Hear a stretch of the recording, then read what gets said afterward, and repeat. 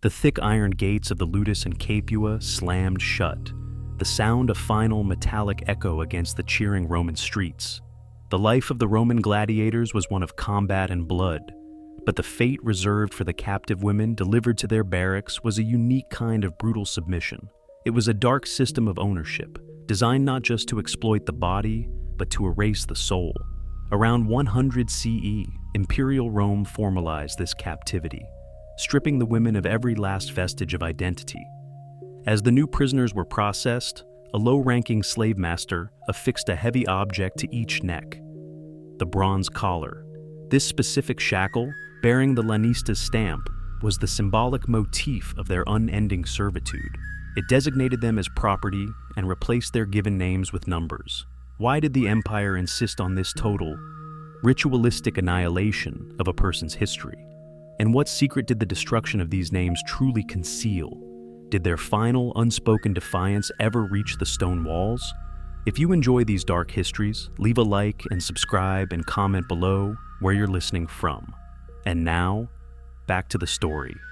The shift from the open arena to the internal world of the training barracks was a descent both physical and spiritual. Down slick, hewn stone steps they were driven, away from the streetlight and into the deep, echoing cells of the Ludus. The air changed, no longer the dust and sweat of the public way, but a cold, close atmosphere, thick with the smell of iron, stale urine, and the rancid animal fat used for oiling weapons and conditioning gladiator muscles. Their former lives, their cities, and the names of their families were now cut off by yards of stone and mortar. This new architecture was not meant to hold a captive physically. It was built to contain the mind. The institutional control began immediately. Overseers, known as custodes, took the bronze collars that bound the women and verified the etched seal, marking their entry into the register of servitude.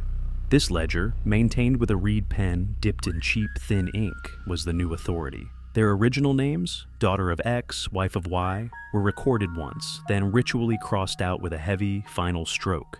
Each woman was assigned a unit designation, a cold numeral tied to the specific gladiator cohort she was intended to serve. Cooks, launderers, handlers, or chattel. This administrative renaming was the core of the system's violence. They had survived the sword, only to be erased by an accountant's ledger. Their existence became purely functional, calculated down to the caloric intake and the expected years of compliant labor before they were discarded or sold on. Yet, even in the depths of this dehumanization, a quiet will to resist flickered. It was never a revolt, never a raised voice against the custodes. It was a subtle, interior resistance, the fierce, wordless clinging to a homeland now vaporized by Roman expansion. In the darkest hours, huddled together on the damp floor, a woman might trace a pattern from her native textile onto the grime of the stone. Another might murmur a rhythm of prayer, a small act of maintaining the continuity of self. This was the only place the Lanista's power could not truly reach, the memory of a name. The masters, though, understood that sheer deprivation was inefficient. They offered what was termed the quiet path, a subtle, insidious form of control. Conformity was rewarded. If a woman demonstrated obedience, cooperation, and, most importantly, informed on others' internal resistance, her labor would be lighter. She might receive slightly better rations, avoidance of the harsh punishments of the dark cell, and a semi-stable life near the kitchens or baths. This offered mercy was the illusion of peace and relative comfort, but the hidden price was the complete annihilation of internal loyalty. To accept the Lanista's seal as their true identity, and to watch the suffering of others without flinching. To choose comfort meant turning against their own kind, becoming an active, silent participant in their own captivity. What is a person when their name becomes an act of memory? The system was designed to ensure that the woman who entered the barracks ceased to exist, replaced by a pliant, nameless function. They were meant to break not physically, but spiritually, accepting the bronze collar as their destiny. This relentless, grinding expectation defined the true nature of their suffering. Could survival ever be worth the shame of forgetting? The trial was not held in a formal Roman court, but in the grinding, monotonous routine of the barracks, repeated minute after minute, day after day. The condition for relative comfort was presented not by a magistrate's decree, but by the cold expectation of the custodes and the daily demands of the lanista. Total assimilation was the only guarantee of physical survival. They were to forget the foreign tongue, the foreign customs, and the tribal deities that Rome had vanquished. Their compliance, their conversion to the Roman way of thought and service, would serve as the final, living, and spiritual proof that the empire's conquest was righteous and inevitable. It was the deepest form of psychological warfare, using the vanquished to validate the divine right of the victor. When questioned about their past or coerced into adopting Latin names and Roman religious practices, their response was never theatrical defiance. They offered no grand speeches or suicidal oaths. Instead, when offered the quiet path again, the refusal was a simple, profound stillness. It was a cold, unblinking refusal to acknowledge the guard's gaze, a deliberate avoidance of eye contact that spoke louder than any shout. The body moved, but the inner self remained utterly frozen, inaccessible to the system. This non-verbal rejection triggered the escalating punishment. The soft pressure began immediately. They were given endless repetitive tasks engineered solely for mental attrition. Polishing identical pieces of bronze armor until they reflected the torchlight perfectly, or sorting endless coils of rope, only to have them mixed and resorted the next day. This psychological draining was followed by calculated deprivation. The withholding was systematic. Warm water for washing wounds was replaced by cold brine. The hours of sleep were shortened until mental confusion set in, and most crucially, they were systematically restricted from speaking or even signing with anyone who shared their native tongue. The final escalation was the enforced silence. They were forbidden from uttering any word not strictly related to their specific unit function. Isolated in this profound, cold quiet, the women were meant to feel their past selves not beaten out of them, but vanish like smoke from an unlit lamp. Their only constant companion was the cold shock of the bronze collar, reminding them daily of their imposed status.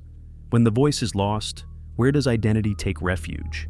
Yet, in this very silence, the system began to fail. The rigorous, relentless discipline intended to break them became, paradoxically, their armor. The endless repetitive labor was transformed into a personal, internal ritual. The polishing of the stone became a demanding meditation. The monotonous sorting, a mental listing of every ancestor's name they could remember. The absolute silence became a solemn, shared vow, a wordless promise to carry the history they were forbidden to speak. This was the profound inversion. The tool of erasure became the crucible of preservation.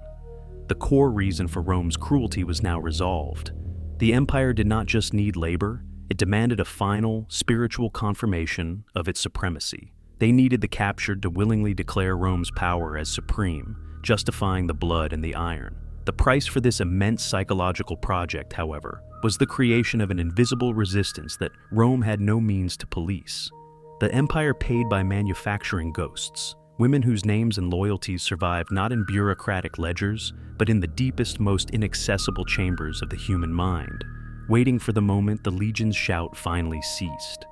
The life that was worse than death was the existence of a ghost in a machine that desperately needed a soul.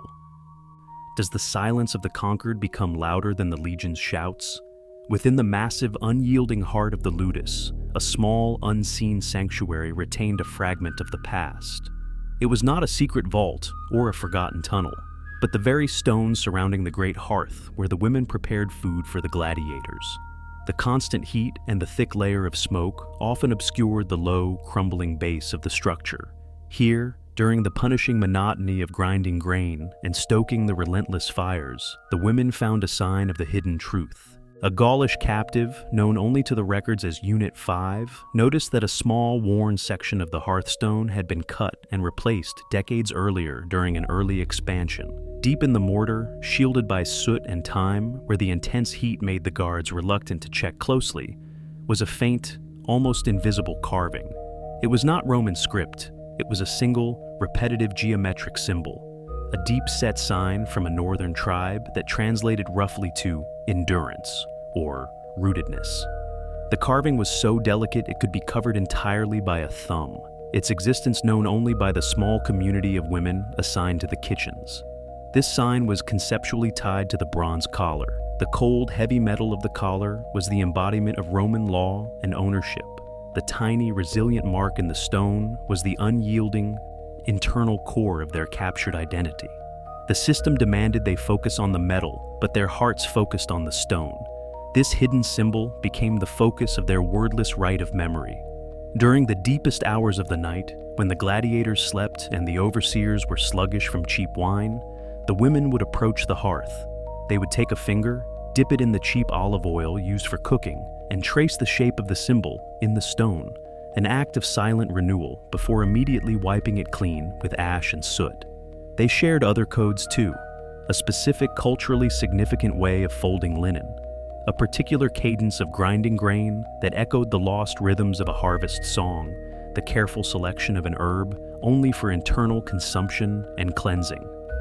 They communicated not with the voice that Rome had silenced, but with shared silent codes of touch and action. How long can a whispered memory outlive an empire? Evidence of this subtle, enduring struggle remains faint, but present in the archaeological record. Cautious excavation of several gladiator barracks in Germania.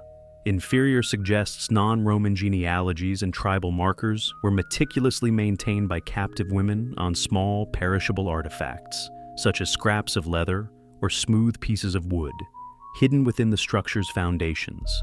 They were not plotting a physical rebellion, they were maintaining the spiritual integrity of their lineage. The hidden truth was revealed in this persistent secret act. Rome's systematic effort to erase their history by destroying their names was not successful. The empire had demanded they forget their identities to validate Rome's power, but the women had inverted the system.